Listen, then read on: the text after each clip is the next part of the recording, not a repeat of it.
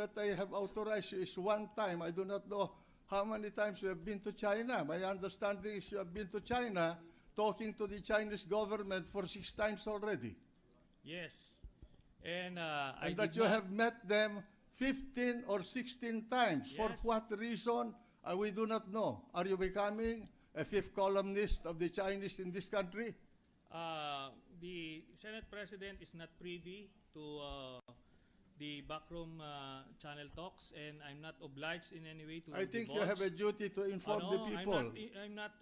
I have already informed the people, but not the Senate President. I'm not obliged to report to the Senate President, and all this line of questioning is irrelevant again. And should this line of questioning continue, I will have to say that I will refuse to yield anymore the floor. No, I'm asking you. I'm asking you a question.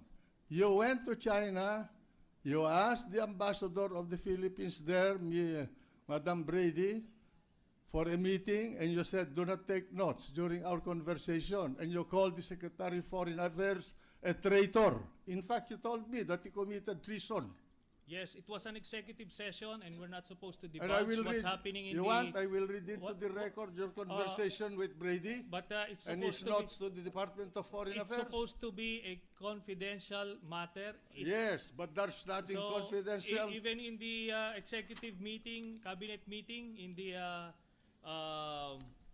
cabinet meeting in Malacanang, Mr. President, I will refuse to answer if that's Because going you to be the cannot line. answer the No, questions I'm because going it's to ask going you to about be your improper meeting. in this particular interpretation. Because you cannot answer I the can questions answer. I'm going to I ask can you. answer, but I won't be baited into that trap. You met, The point met here is, Brady. Mr. President, this is Mr. how I President, felt. may I request this gentleman Mr. President, to in be that case, admonished. I will refuse to yield the floor anymore Well, for in that case, I any will read it to, interpretation. I will And, read it to the record, the notes that Mrs. Brady or Ambassador Brady wrote about your conversation with her in Beijing on August 12, 2012. You want me to read point this? of order, Mr. President. You want me to read this? A point of What is the order. point of order?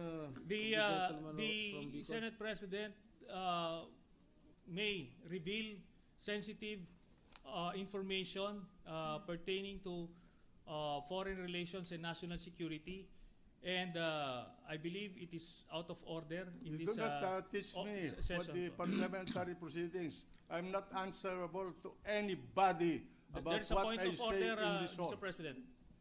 The Senate President may proceed. All right, and I have here the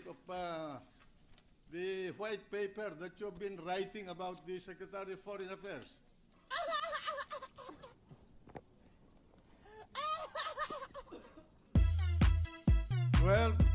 17 August 2012. He cannot take the hit. He's a coward.